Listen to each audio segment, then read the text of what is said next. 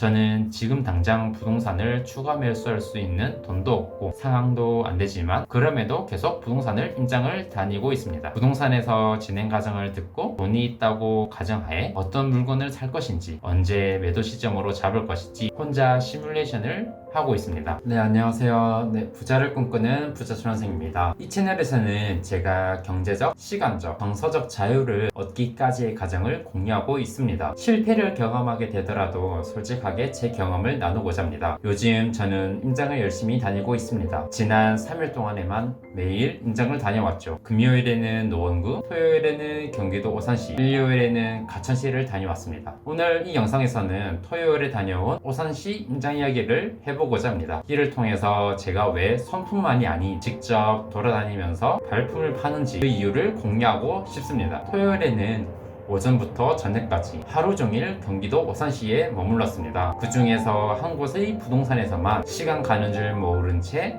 2시간이 넘도록 부동산 사장님과 이야기를 나눴죠. 요즘에는 부동산에 관심을 가지고 있는 사람이 적어서인지 부동산에 손님이 많지 않습니다. 그래서 눈치 안 보고 마음 편하게 궁금했던 것들을 물어볼 수 있어서 저에게는 너무 좋습니다. 역시나 사람이 없을 때 다녀야 한다는 것을 다시 한번 느끼고 있네요. 관심 있는 물건의 내부를 보고 나서 부동산에 돌아와서 주변의 재개발 움직임에 대해서 자세한 소식을 들을 수 있었습니다. 선품만으로는 결코 알지 못했을 내부자만이 알고 있는 이야기를 부동산에서 들을 수 있었습니다. 해당 부동산에서 유난히 자세하게 알고 있었던 이유는 바로 사장님께서 이미 재개발 움직임이 있는 구역 내의 물건을 가지고 있는 소유주였기 때문입니다. 그래서 부동산에서는 이렇게 재개발 사업 계획서를 가지고 있었죠. 이 영상에서는 굳이 어느 구역인지는 말하지 않겠습니다. 이것은 2014년 정비구역으로 지정되었다가 현재는 정비구역이 해제된 곳입니다. 그러나 최근 다시 재개발 움직임이 있다고 해서 임장을 가게 되었습니다.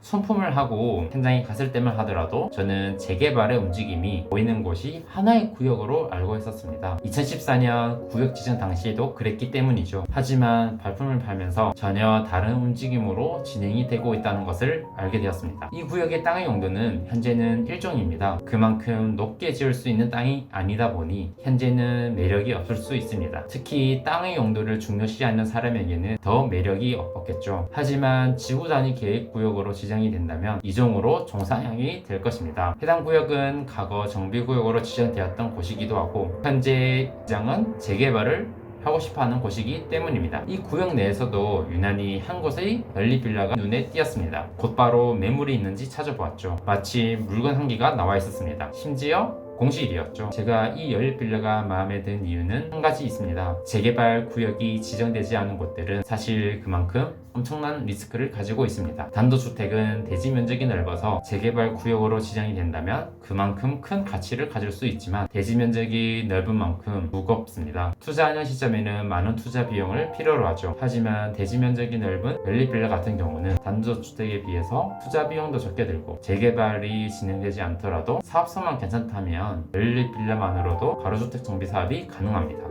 그래서 돈이 많지 않은 제가 재개발이 지정되지 않은 구역의 물건을 볼 때는 보다 최근에 지어진 대지 면적이 좁은 다세대 빌라보다는 노후도가 심하고 대지 면적이 상대적으로 넓은 연립빌라를 보는 편입니다. 이 물건이 특히나 괜찮다는 느낌이 들어서 매물을 가지고 있는 부동산에 전화해서 내부를 보았습니다. 내부 상태를 보니까 올 수리가 필요해 보였습니다. 인근에 전세가 없다 보니 수리만 한다면 전세는 금방 맞을 수 있을 듯 보였습니다. 갭은 부수적으로 잡아도 3천만 원 정도로 세팅이 가능해 보였고요. 물론 수리비 2-3천만 원은 별도로 고려해야 했습니다. 그렇게 물건을 보고 나서 부동산에 가서 구역에 대해서 이야기를 나눴습니다. 앞서 말했지만 부동산에서 사장님과 대화를 나누면서 새로운 사실을 알게 되었죠. 2014년 정비구역으로 지정될 당시에는 이곳이 원래 하나의 구역으로 재개발이 진행되려고 했었습니다. 하지만 현재는 3개의 구역 중 1개의 구역만 재개발의 움직임이 보이고 있었죠. 이 구역을 편의상 1번,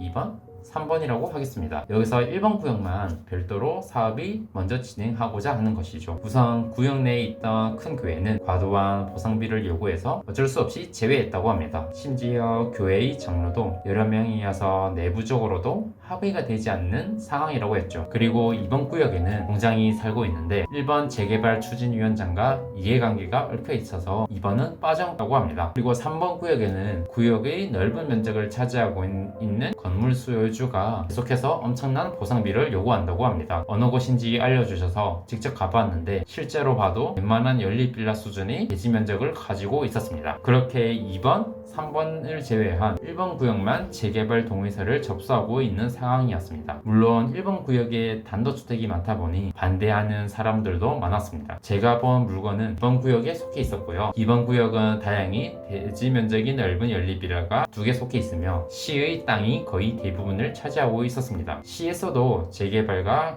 같은 개발을 밀어주고 있으니 1번 구역의 정비 사업이 잘 진행된다고 하면 2번 구역도 보다 빠르게 개발의 움직임이 보일 것이라고 판단되었습니다. 제가 본 물건이 더 매력적인 이유는 대지 면적이 굉장히 넓은 물건이기 때문입니다. 같은 연립빌라라고 하더라도 대지 면적은 다를 수 있습니다. 심지어 전용 면적과 가격은 비슷하지만 말이죠. 제가 본 매물은 연립빌라 내 다른 곳들과 전용 면적과 시세는 비슷하게 나와 있었지만 대지 면적은 약 1.5배 차이가 났습니다. 이것이 제가 이 물건이 마음에 든 이유이고 부동산 사장님께서도 마음에 들어 했던 이유이죠. 사장님께서는 1번 구역 내의 빌라도 추천해 주셨습니다. 다만 투자 금액은 제가 본 물건보다 투자 금액이 더 들었고 대지 면적도 상대적으로 좋았습니다. 사장님은 빠른 진행을 원한다면 1번 구역 빌라를 추천해 주셨고 조금 느릴지언정 더 큰 수익을 원한다면 2번 구역 내에 있는 연립 빌라를 추천해 주셨습니다. 두 개의 물건 모두 매력적이었지만 제가 만약 매수할 수 있는 상황이라면 두 가지 물건 중 2번 구역에 위치한 매물이 더 매력적으로 보였습니다. 그리고 매도 시점은 정비구역을 위해 동의서를 받고 있다는 이슈가 터졌을 때 매도하고 나오는 것이죠. 이렇게 저 나름대로 시뮬레이션을 해보았습니다. 물론 지금 저는 그 부동산을 매수할 상황이 안 됩니다. 이미 벌려놓은 물건들이 많기 때문이죠. 지금 당장 저에게 필요한 것은 공격이 아니라 방어입니다. 지금 가지고 있는 물건을 잘 지키는 것이 무엇보다 중요합니다. 방어를 잘해야 추후 공격이 가능하기 때문이죠. 저는 지금 당장 부동산을 추가 매수할 수 있는 돈도 없고 상황도 안 되지만 그럼에도 계속 부동산을 임장을 다니고 있습니다. 부동산에서 진행 과정을 듣고 돈이 있다고 가정하에 어떤 물건을 살 것인지 언제 매도 시점으로 잡을 것인지 혼자 시뮬레이션을